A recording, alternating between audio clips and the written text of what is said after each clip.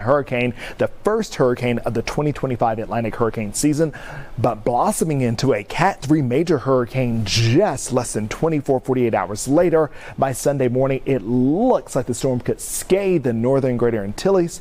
However, that does not mean that the East Coast is in the line or is outside of the line. We'll keep on watching it as new forecast models come in. You can see here, these are your numbers. We're going to stammer in the 80s for the next few days, and then the numbers are back to the lower 90s into the weekend and the week to come.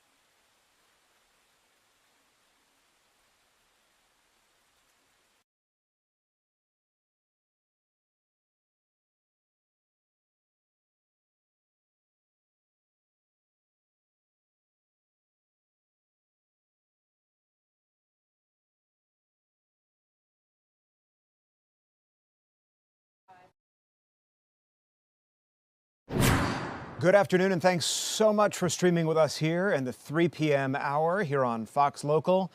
I'm Tom Haynes, live in the Fox 5 Atlanta newsroom today, where there are several breaking stories happening within just the past few hours.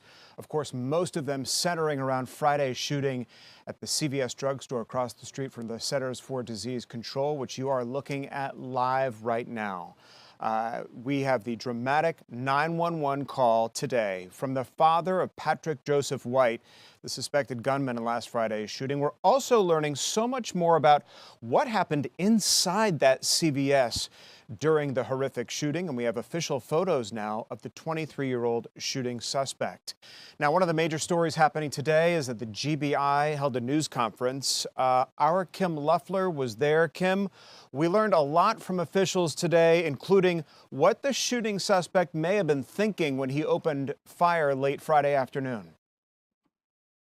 Yeah, Tom, we now know more than 500 shell casings were found at the scene here just by the CVS across from the CDC, and nearly 200 bullets hit buildings on the CDC campus. A total of 6 buildings did get hit by gunfire, and we know officials recovered 5 firearms here at the scene. Now, earlier today, the GBI released this photo of the shooter, who they've identified as Patrick Joseph White. The GBI says the weapons used in this attack belonged to White's father, and that White broke into the safe where those firearms were held to take them. The GBI director says White had recently spoken about suicide. The 911 call log from Cobb County, where White lived, showed 11 calls to his home since June of last year, including 2 for suicide threats. The GBI also says White died from a self-inflicted gunshot wound. Now, investigators say White had no previous criminal history, and his family is cooperating with the investigation. Now, take a listen to more from the GBI director about White's background. The shooter had no known criminal history. Evidence in this investigation indicates that the shooter had recently verbalized thoughts of suicide, which even led to law enforcement being contacted several weeks prior to the incident. A search warrant executed at the residence of the shooter revealed written documentation that expressed the shooter's discontent with the COVID-19 vaccinations. These documents are currently being examined by GBI certified profilers, and they are being shared, have been shared, and will continue to be shared with the FBI Atlanta field office. Preliminary information from DeKalb County Medical Examiner's Office indicates that Officer David Rose's injuries were caused by one of the shooter's weapons. Now, during this briefing, both the GBI and FBI officials who spoke did stress the bravery and service of DeKalb County Police Officer David Rose, just doing his job and protecting the community while rushing to the scene here on Friday. And back out here live, you can see the memorial for Officer Rose outside the CDC that continues to grow each day, and people coming to sign the poster here and leave some flowers at this hour. It's also important to note the FBI also confirmed no one inside the CDC or the daycare was hurt in the shooting. The FBI also says they have not seen an uptick in threats against healthcare workers, but they do stress they do take threats like that seriously. Tom? Kim, I'm going to ask you a question that you may not know the answer to, but are many of the CDC employees returning to work today? I mean, we know yesterday a lot of them worked from home given the circumstances of what happened on Friday. Well, I heard from a contact that I know working at the CDC that they are working remotely all week, and they started that yesterday following the shooting. And also something we learned in the news conference, Kim, is just how many rounds were fired in that CVS. We're talking about hundreds of rounds fired not only outside and toward the CDC buildings, but then inside the drugstore as well. Did officials elaborate on that at all today? Well, officials did stress that the center of the crime scene is just by the CVS, which is across the street. I spoke with a witness who came face to face with the shooter yesterday, and she says she did see him on the steps outside of the CVS here. But Tom, as you mentioned, there are nearly 200 bullets that hit buildings here at the CDC campus. So it really is remarkable that everyone inside the building, no one there was hurt, and also all of those kids in the daycare just beyond the fence here also were okay. Yeah, how can you forget that woman that you spoke to that worked at the dance studio right across from the CVS drugstore with her compelling story about coming really face to face with that shooter on Friday. How terrifying for her. Kim Leffler, live at the CDC with the afternoon's new information from the GBI. Kim, thanks. Meantime, we're learning more about the motives of Patrick Joseph White. His father calls 911 on the day of the shooting. First, he tried to call DeKalb County 911, but apparently they didn't answer. So he left a message with DeKalb County 911, but they never called him back. Imagine that. So he tries Cobb County 911, and they picked up. I want to show you a picture again of the shooter, Patrick Joseph White. Now, this father calls them to tell them that his son that he thinks is believed in the shooting, that he's concerned about what may have happened. He told authorities that nobody had called him back. He was afraid that his son might be involved in the shooting. We have that 911 call, and I want you to listen to the words of the father on that fateful day. Public Safety Communications. Yes, ma'am. My name is Kenneth White, and I'm trying to get in touch with Officer La Caruba. Badge number 0975. I understand he started at 11 o'clock, so he should be on duty if he's working tonight, but was wondering if I could get him to give me a call. Okay, just hold on 1 second for me to stay on the line. Okay.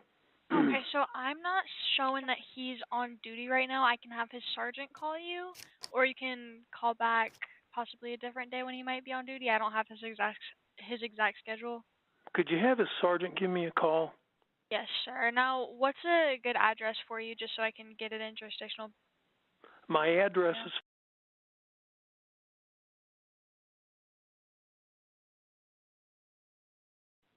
Okay. That's Kennesaw 30152.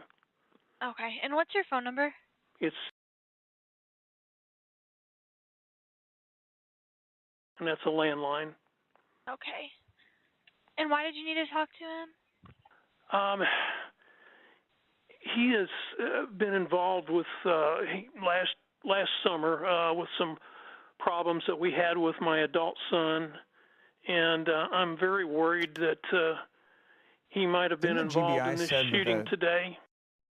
Can't get any information from anybody. I've called the DeKalb County 911 number 3 times and left detailed information, and no one has ever called us back. and I don't know if he was involved. I need some help. Okay. And Officer LaCaruba had left me his name and number and said, if you guys need anything with Patrick, give me a call. Okay. I understand. Well, I will go ahead and put this in for you, and I will have his sergeant call you. So if you get a call from a blocked or unknown number, then that would be them. Okay. So just make sure to call us back if anything changes or you have any further information. Okay, thank you. No problem. Bye-bye. Bye-bye. So that was the father of Patrick Joseph White on the day of the shooting, expressing concerns to Cobb County 911, asking for one of the officers that had assisted this family in the past, because as we heard from the GBI, the shooter had thoughts of suicide before. So obviously, Patrick Joseph White and his family had a bit of a history here with law enforcement, and that was the father alerting authorities to his concern of that day. Secretary of Health and Human Services Robert F. Kennedy Jr.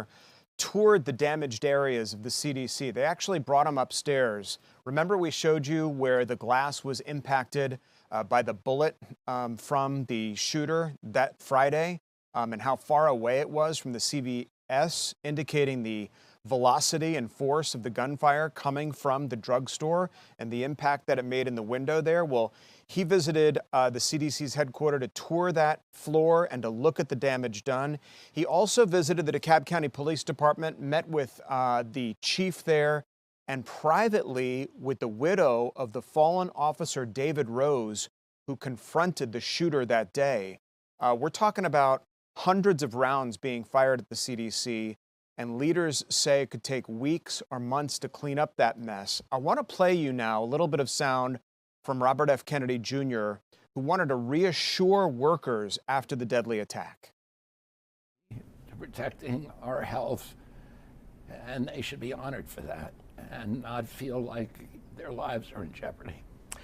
You've announced plans to scale back mRNA vaccine development. Why? What do you hope to accomplish? We're scaling back as a single application, which is the application for upper respiratory infections, where we know from COVID that it didn't work well. There's three main reasons. One is that these, and by the way, the mRNA platform may be very useful for cancers and for other illnesses where you're targeting the entire body. And I'll explain why in a second.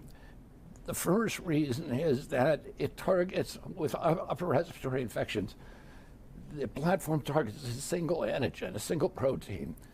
And so the virus simply has to evolve to lose that protein, and it actually drives the evolution of that virus. So it can prolong the pandemic. And that's what we saw with COVID, where the vaccine was developed and then Omicron immediately evolved from it and prolonged the pandemic. The second reason is that there's no way to control the biodistribution of the antigen in the human body. The platform actually turns the body into an antigen production factory. And so you don't know where the antigen is going to go, and it may go to places that you don't want it to go, that actually cause harm. And you can't control how much there is, and that's absolutely critical in vaccine production, that you know how much antigen each person is getting, because you can get too much. That also can cause injury, and there's been over 5,000 peer-reviewed publications describing injuries that are believed to have come from that vaccine. And the third, and that's unacceptable reactogenicity rate. The third reason, and probably the most definitive reason, is the public has lost faith in it. My agency spent $1 billion promoting the vaccine, more than for any pharmaceutical product in history. And yet 60% of Americans say they don't trust the vaccine. Only 13% of children are using the vaccine, even though it's recommended for all children. And so, trust is absolutely critical when it comes to a vaccine product, and we have not been able to keep that trust.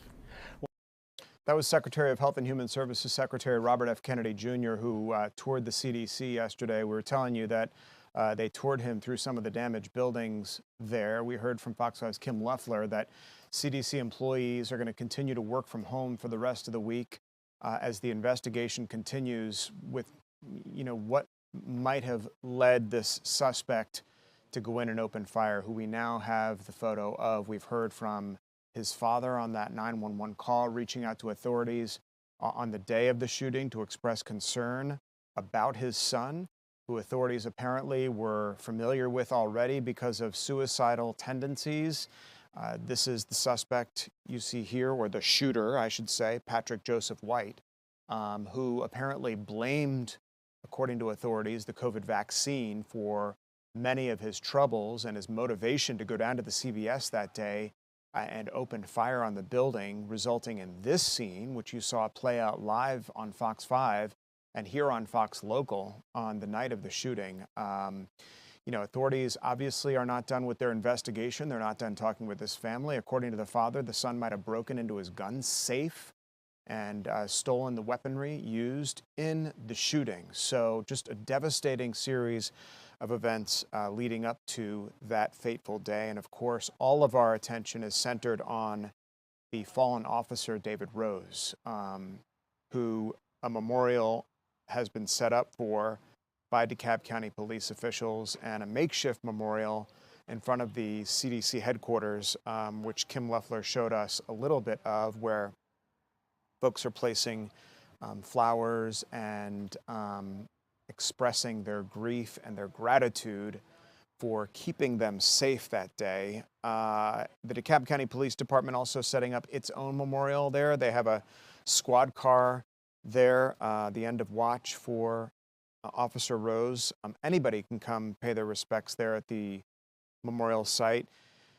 We do understand that there are funeral services in the works right now, and details for that funeral haven't been released. But if past funerals for fallen officers are any indication, you can imagine the outpouring of support from surrounding multi-jurisdictional agencies that are going to come out and show their support for Officer Rose, especially given the high-profile nature of what happened here on Friday.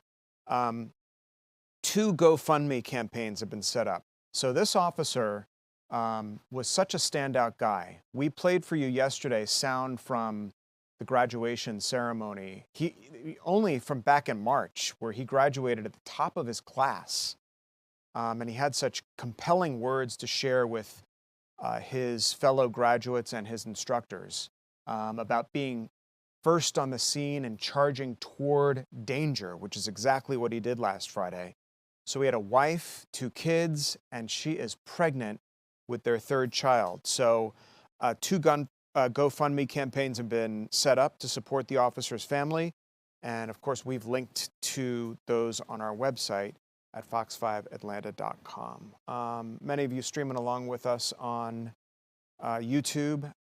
We want to thank our radio partners also for chiming in here, 107.9 HD2. And of course, if you're streaming with us on Fox Local, whether you're on your mobile device or at home, we appreciate you watching today.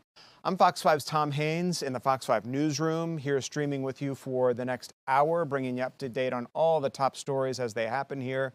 Coming up, there's a situation that unfolded at the VA today, not far from the CDC, right down the street, matter of fact, in Decatur. Our Deidre Dukes is there to tell us why some nurses were protesting right after the break.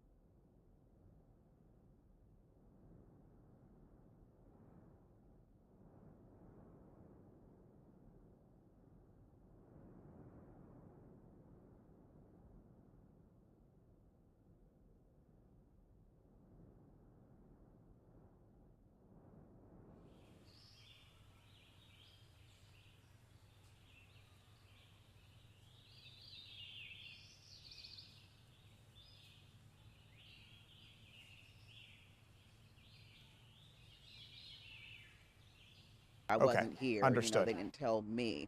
But as far as in general, of course.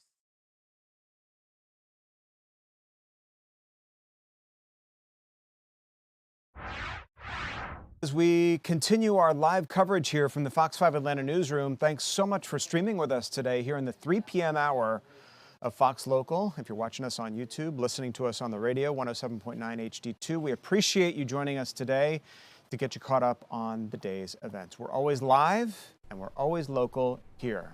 I'm Tom Haynes. We got a lot of weather to talk about. It is August. Doesn't feel a lot like August, although today the heat and the humidity both ratcheted up a bit. Plus, we're watching something brewing down in the tropics, something we haven't talked about very much this hurricane season. Meteorologist Jonathan Stacey there, busy at the computer, gathering all of the information for us. Hey, Jonathan. Good afternoon to you, Tom. Glad to be on with you at this 3 o'clock hour. It is turning up outside, and we're talking about thunderstorm activity starting to ratchet up, but also the temperature where storms are not moving through. So let's dig into Fox 5 Live Viper Radar, and you can see the majority of today's wet weather has been to the north and to the west of I-85, and that's where it centers right now along I-75. Either side, they're dealing with some heavy downpours. Let's do a little bit of a visit around the area as you go up into Murray, Whitfield counties. Dalton, they're getting poured on as you make your way up I-75 into Tennessee. You run out of the rain, but as you move further to the south, you'll find that these cells are not everywhere, but they are definitely becoming numerous. You're getting a shot at some showers within the next 15 minutes over there in Rome. As you near the river, go out to I-75 once more, heading over to Lake Allatoona. Finally drying off there, but as you move into Cherokee County between Woodstock, Holly Springs, all the way up to Canton, 575, you're dealing with some showers that are starting to weaken. Some relief is coming your way, but for those of you in Pickens County, get ready. We have a storm that's right in the Pickens-Gordon County line. Fairmount, get ready. Those showers are going to definitely make their presence known over the next 5-10 minutes. Not seeing too much electricity with these cells overall, but there are a few lightning strikes. Now let's go down and visit Paulding County.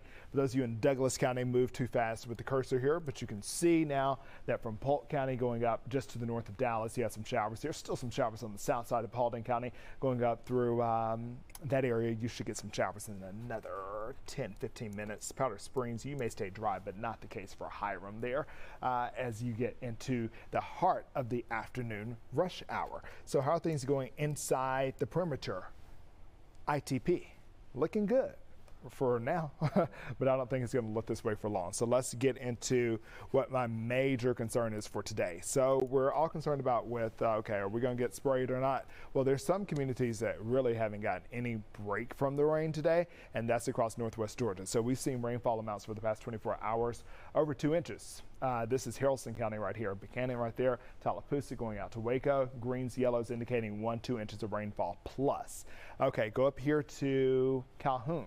There you go, just to the northwestern section of Gordon County. You go southwest and you can see 1 inch there, 24 hours. Most of that came within the past 12 hours. So Adairsville, Kingston getting some showers, but really the brunt of the rainfall where you see the green. Lake Allatoona right there. As you get into portions of Barrow County, or I should say Bartow, Cherokee counties, 1 inch, 1.5 inches of rainfall. So as you all continue to get rain today, this is going to already be what's on the ground. So you're going to have more to add on. So there's a general risk for flash flooding in areas that are shaded in yellow here. I don't think everybody in this area is going to even get a shot at getting showers today, but what this indicates is that if you are in the yellow and you've already gotten some rain, and if you get some more, those streets, those tributaries, those streams that easily get overran, they could pose some problems. And the reason why I'm saying this is because it's looking like the rain is going to continue not just through the afternoon and evening like we're used to around here, but it's going to be an overnight type situation. So it's going to be a little dicey for some, just hot and humid for others. After all time, I think we may hit 90 degrees before the day's done. Look at it right there. We're getting close. And the humidity too, to boot, yeah. right, Jonathan? Oh yeah, so it would feel like 95 out there. I want to know, I told Chanley yesterday, Chief Meteorologist David Chanley, that I'm waiting for the mornings where you get up and there's bright sunshine, lower humidity. I know that's not for a while, but it seems like every morning we've woken up there's just been these overcast skies outside. Yeah, the mornings are really the time period in which the dew point is actually the highest. Believe it or not, we tend to talk about the dew points during the afternoons as the temperatures climb because we want to really point at the heat index. But oftentimes in the big world of atmospheric science, the dew points are going to be their highest in the morning. Basically, the ground is basically cooled off overnight, and you have all of that moisture that has been holding up in the clouds. It has finally drifted down to the surface, and it rests in the form of a thick blanket of clouds. And so it wakes up in the morning kind of groggy like us. It doesn't want to get up and move away. So as we get warmer temperatures, the clouds start to break up, the winds start to pick up as a result of the sunshine, and it basically provides us with some lower dew points, but we're not feeling the change in the dew point so far, if that makes sense. So it's like in the morning, it's going to be the worst time. It's like if you took a sleeping pill at night, you wake up in the morning, it's like, I just cannot get myself foggy, together. right? Yeah, look, that's it. A little foggy. A little foggy. Well, at least it's not 100 degrees like it was back in July. Yeah, and I don't see that happening. We'll flip to the forecast here. Yeah, I don't see it happening within the next few days. We will basically turn the rain chances down, which is a good thing. Tomorrow, I'm going for 60%. David and I'll talk about it. We may take that down to 40%. Maybe the same for Thursday, but by Friday into Saturday, the trend is for drier air to sneak in. So we're going to have the heat. And that's no surprise for mid-August. This is where we should be, or slightly above average. It's a course correction, though, considering that we've been down in the doldrums. In fact, meteorologist Alex Forbes is doing some research. He's been crunching the numbers, and this is officially, and this is not, if we look at this or if we parse this out, as long as records have been held, this is the coldest start to the month of August in recorded history at Atlanta's Hartsfield-Jackson International Airport. Wow, incredible. Alex is in Milton today, so we'll check in with him in a little Actually, while. we're going to check in with him in just a little bit. All right, Jonathan, so informative as always. Thanks so much. We'll see you today on the news at 4. Jonathan, thanks. There's a situation unfolding at the VA in Decatur near Emory University. Some nurses were out there today protesting against what they say are cuts that are going to be coming down the road. They say that the termination of their contracts is in the offing, but the VA is saying otherwise. So we sent Fox 5's Deidre Dukes out there to get to the bottom of this and show us a little bit about that demonstration earlier this afternoon. Deidre? And VA officials and protesters, Tom, they are at odds over staff reductions and what exactly that will mean for the VA staff and also for the veterans whose care they are responsible for.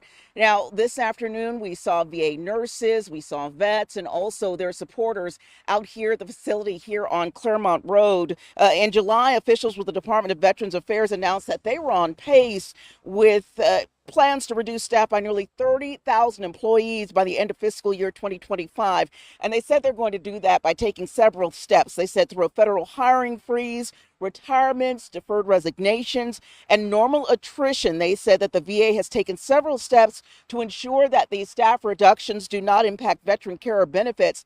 But demonstrators we talked to today, they claim that's not true. And they say that that's going to be the opposite of what happens if those staff reductions continue. Here's what one vet told us.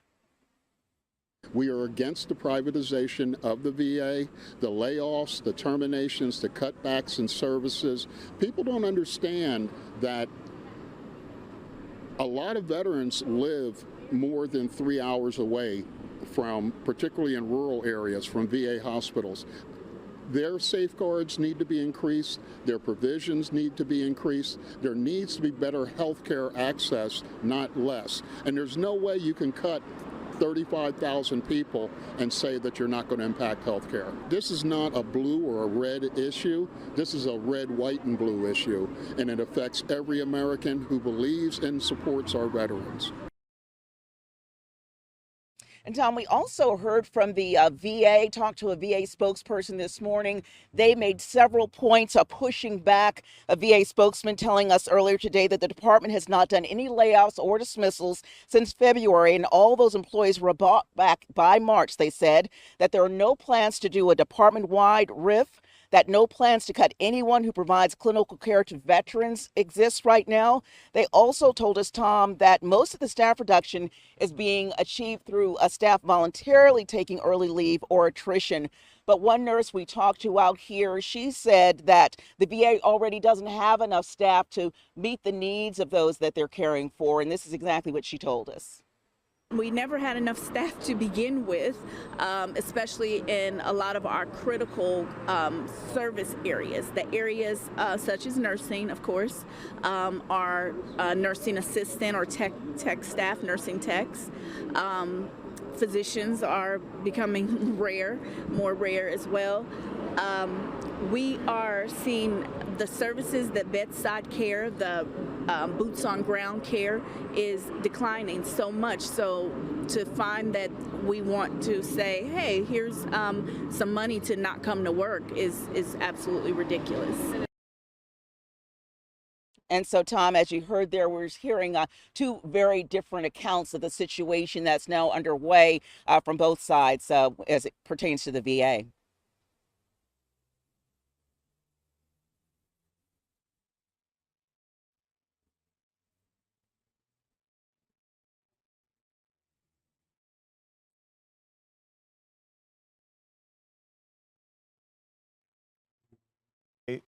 Purportedly say is going on, and the one gentleman you spoke to said that it's not a blue issue or a red issue, referring to politics, Democrat or Republican.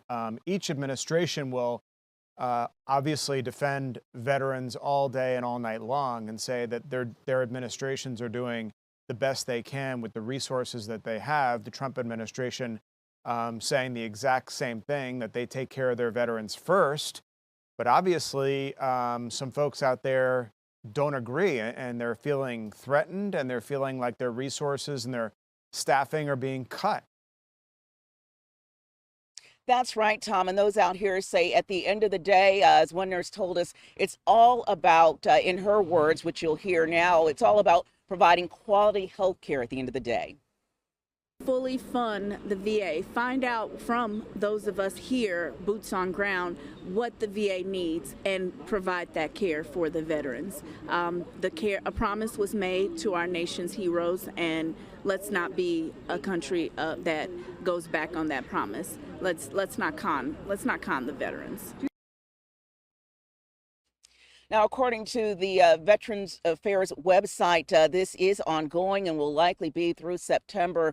The staff reductions, of course, as I said, the way they're spelling it out, it isn't going to lead to an elimination of positions that would harm the services that are being provided here, the critical services being provided here by the VA, but those who are out here today protesting say that that's exactly what it's going to do, Tom. Yeah, it is a tough situation to reconcile because on the one hand, you do have budget constraints, you do have staffing parameters.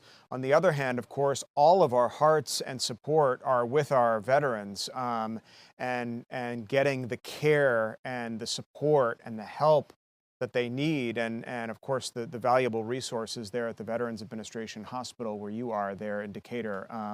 Deidre, thanks so much for bringing us that. Have you ever hired a contractor at your house and then something goes wrong? Either that person promises certain services and then doesn't follow through, or they might have broken a contract that you might have had with them, or didn't complete the job as they originally specified, or they just never showed up after you cut a check. Well, our Fox 5's Doug Evans is live down in the south part of the city with an arrest of a contractor that you want to hear about. It's coming up right after this break.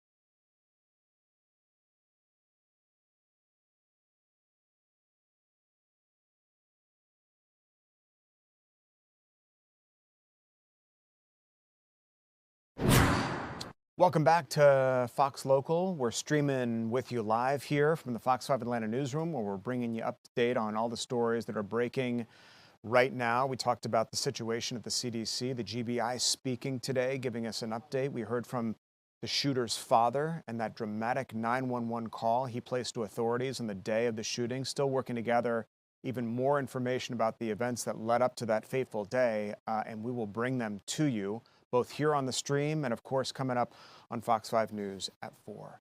Meantime, Senoia police have somebody in custody. They say it is a contractor who collected money from people but then never started the work. All of us, perhaps in one regard or another, have had trouble with contractors, perhaps not to this extent. But Fox 5's Doug Evans is down in Senoia with us today to tell us more about, Doug, the person that was arrested and the circumstances that led up to all of this. Hey, good afternoon, Tom. Glad to be with you in the 3 o'clock hour of Fox Local, coming to you live from the shores of beautiful Lake Merrimack, just off of downtown Senoia. You know, Senoia is famous for the Walking Dead. We're not talking about zombies. It's a horror story of a different kind, a contractor's story, and it's a lot of people's worst nightmare. At least it was for this couple that we're talking about. A local couple in 2024, Tom, they paid a guy $17,000 to start work on a new detached garage, but it never got built. In fact, the police say he never even broke ground. Let me show you who we're talking about. His name is Nathan Gividin, and his business was Southern Oaks Construction. The couple did give him that 17 grand. They say he didn't have a business license. The police say he didn't have a contractor's license either. He's had some run-ins with other people apparently throughout his history as a contractor here on the South Side. That's according to police. Well, here's what police are saying about this case today and the arrest that they have made in the case. Our case against this man is that he went to these homeowners and said, I'm a licensed contractor, I can obtain building permits. He gave them false information to obtain their funds. If he had went to this couple and said, look, I don't have a contractor's license and I don't have a business license. Oh, and by the way, my LLC dissolved. Will you still give me the job? No, they would have not given him $17,100. So our case against him, we allege that he created false facts to obtain their money, theft by deception. And that's what our case is against him. Are there others that have come forward since? Yes. So even when I started looking at the case initially, the homeowners who are my victim, passed the word around that a case had been opened, and I started receiving emails, phone calls from a few people here and there.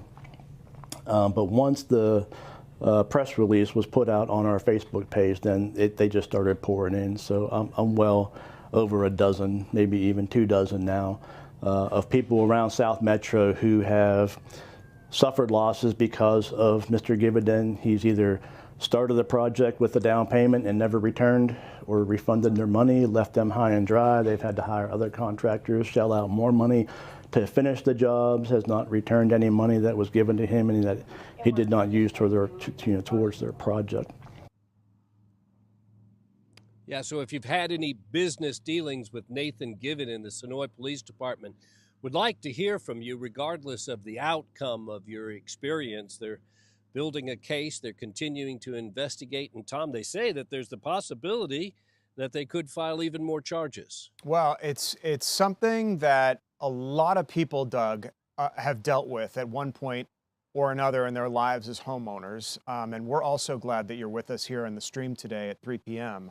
And $17,000 of somebody's money is a lot of money. This might have been money that they were saving up for this project, this detached garage, as you mentioned.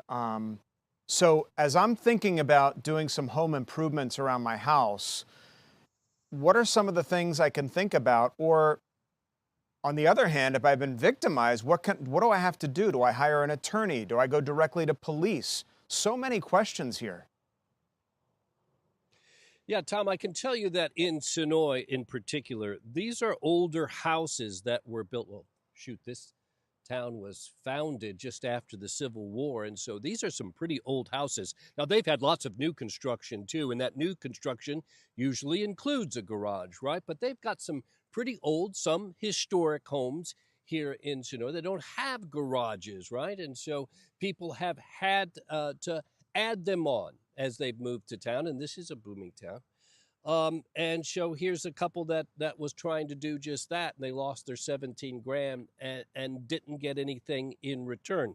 Here's where I would start. Just start with a simple internet search, right? If you put Nathan Gividen's name in Google right now, Tom, some pretty unsavory, maybe even, disturbing things are going to pop up in that web search. Yeah. That's indication number one. Then, of course, you can take the references, right? Everybody's got references, but don't just call a contractor's reference.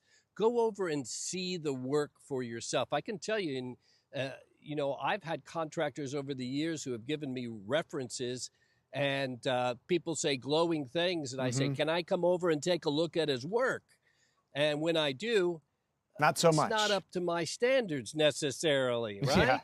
Yeah. And so I didn't hire that guy. There was the same thing with a woman. I got a quote to give me a painting estimate, Tom. Right. And she sent me over to a place where I looked at her work, and it was pretty sloppy, and nobody wants a sloppy painter. So not only call the references, but check the work as well. And then, of course, you can check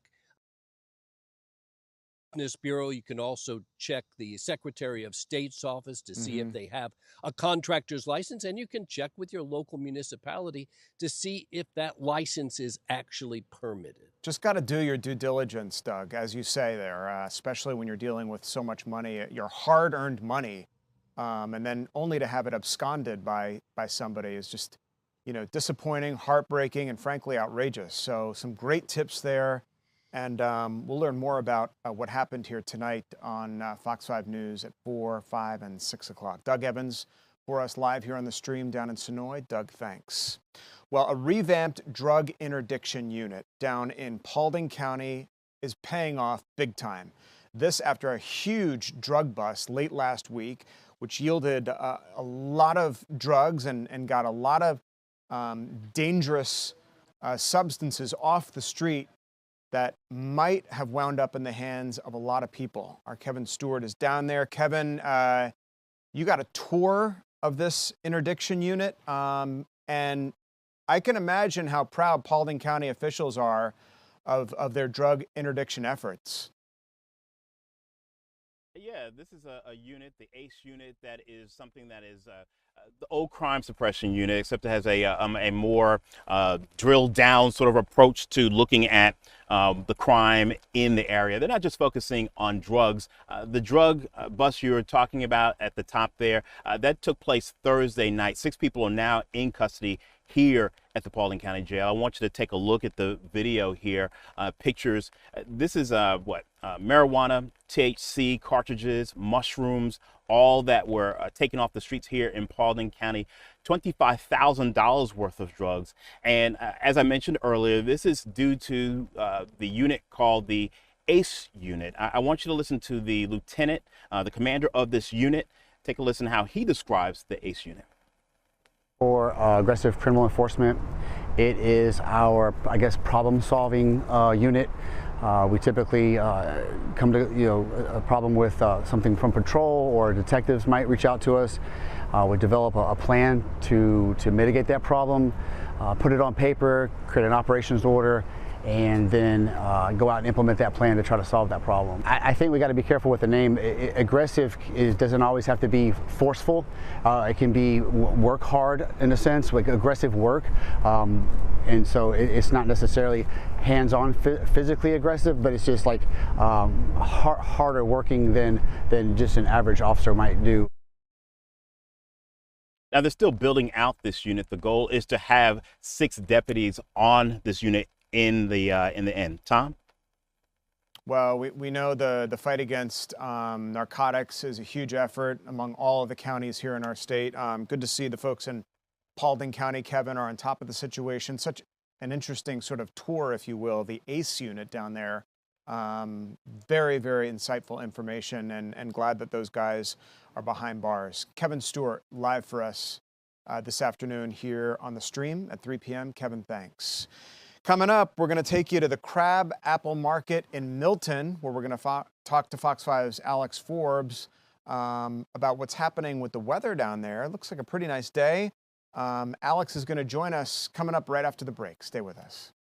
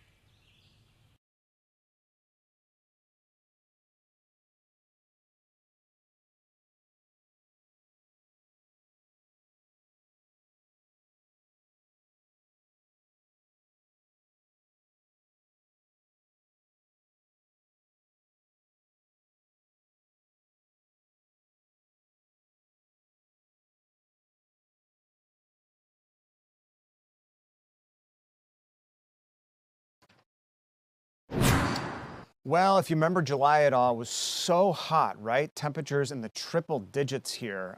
Air conditioner bills off the charts. August coming in a little tamer with cooler temperatures, if you will, although temperatures almost hit 90 degrees today and the humidity was way out there too.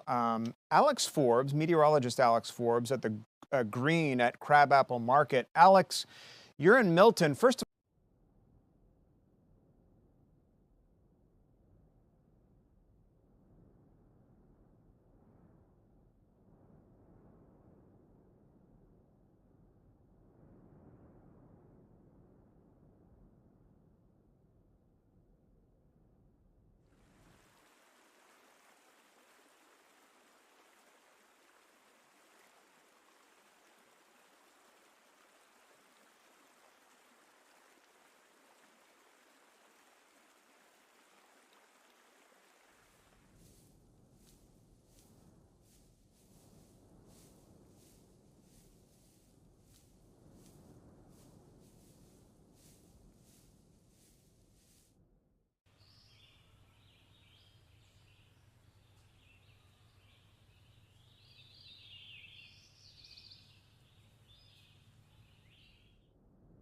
Yeah, that's right. So first, here in Milton, you're right. There is not a ton going on at the moment. But I tell you what, I'm looking at cars driving past me right in front of us. But out here on the green, we did have some kids running around earlier. I think they went off with their mom when the ball that they were playing with as well. So yeah, not a lot here at the moment. But I expect through the evening tonight, it's a pretty popular place for people to crop up. So hopefully we'll see that. And you're right about the tropics. We have not seen a ton of tropical activity, but that's beginning to change with what is currently tropical storm air and expected to become hurricane hurricane, Aaron, here in the next couple of days. And Tom will be watching it, but in terms of any United States impacts, I think the only thing right now is looking for it to come close to Puerto Rico, the U.S. East Coast. Too soon to rule anything out, but it's not something that's necessarily top of mind for myself with this storm at this exact moment in time, but it's something we're going to be watching for in the days to come. But I think what is top of mind is, as you mentioned earlier, how cool it's been to the start of August here in the metro area. And in fact, Tom, it is officially the coolest start to August in terms of high temperatures here for the month of August. I've got this nifty calendar I want to show you. It shows you the high temperatures for each afternoon that we've seen since the start of the month. And you see the first standing out there like a sore thumb at 94, but every day since then, including yesterday, has been below average. And what really stands out is that 60-degree temperature there last Monday at 69. That was the coolest we had been on that date. And even for today, yeah, it's still somewhat warm outside, but below average here in the metro area. So, Alex, you know, I anchor Fox 5 News at 5 with Courtney Bryant. She is always talking about, you know, she gets impatient when it comes to fall, okay? And she says that it's fall when she says it's fall. She wants to get the pumpkins out there. She wants to decorate her front door. She wants to get the fall show started, but it's not quite fall yet. I mean, I know the cooler temperatures have people sort of advancing into the next season, but we got a few more weeks of this heat and humidity left for August, correct? We do. So typically October is our biggest transitional month for us. So if you're in a city like Atlanta or maybe down towards Macon or in Athens, those are where you have seen the coolest August so far. Further west in the state, that's going to be Rome and Columbus. They are the second coolest. But you're right, Tom.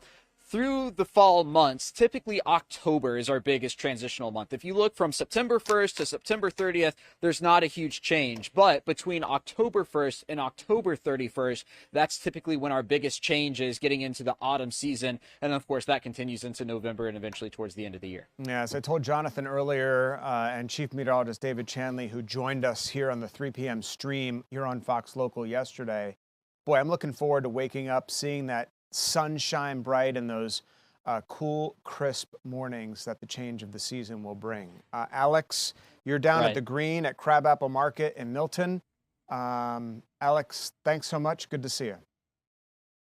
All right. Art conservation is huge, and it's really big down at the University of Georgia in Athens. You're going to be able to watch the art conservation process firsthand, and it's so cool that we sent Fox Local reporter Chris Rosenthal down there, who's standing in front of what looks like, Chris, sort of a patchwork or a mosaic of painting there behind you. Tell us about art conservation and the priority that folks there at the University of Georgia are placing on it.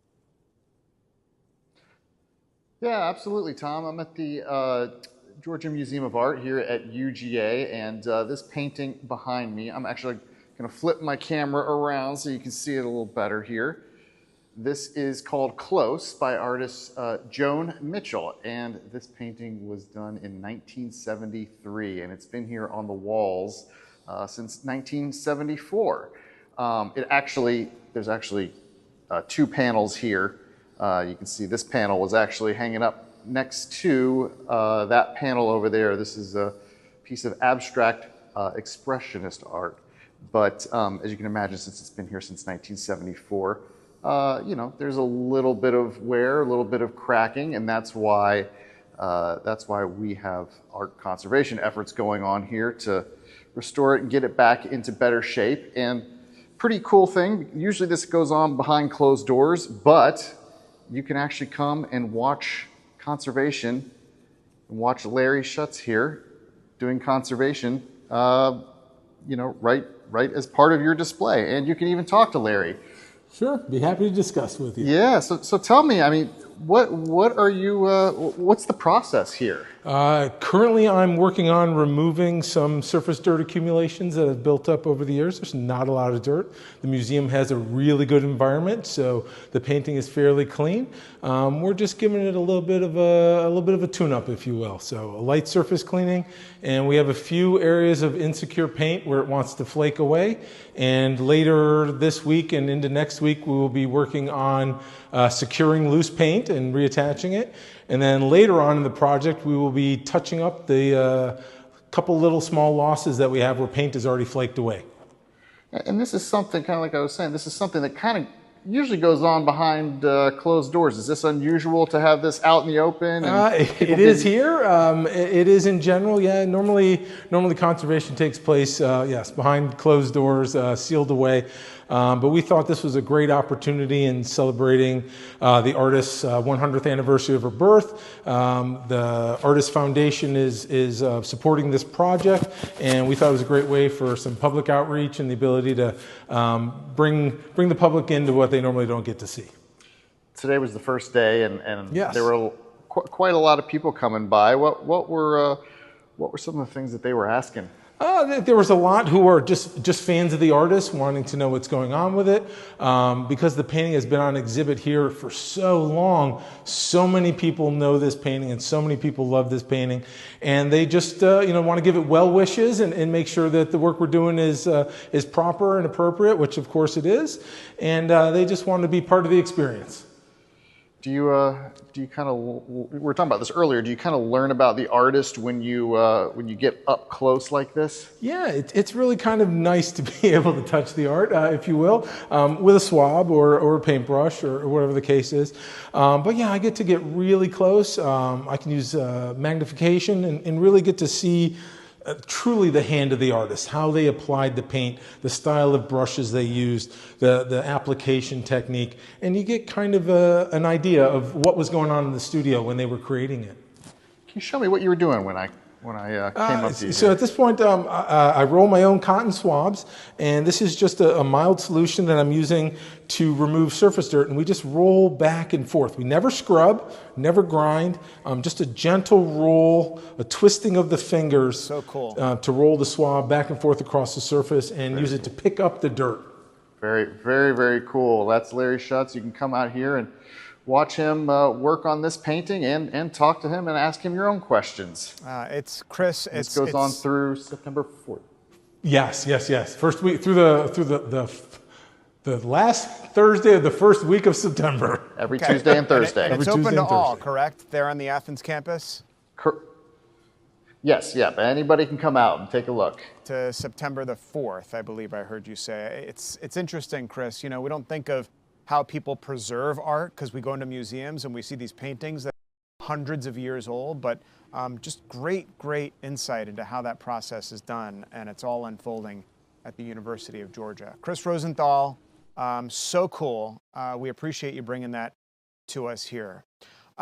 Just want to say thank you so much for joining us here on Fox Local on our streaming app, whether you're on your phone or watching at home, of course on our YouTube channel, where we always appreciate your comments. If you ever want to weigh in, I'm right here reading them, and I'll give you a shout out on the air if it's relevant to what we're doing, and on 107.9 HD2 on the radio. The news continues next on the air and here on Fox Local on Fox 5 News at 4, and I'll see you tonight on Fox 5 News at 5 with my colleague Courtney Bryant. Have a great rest of your afternoon, and we'll see you right back here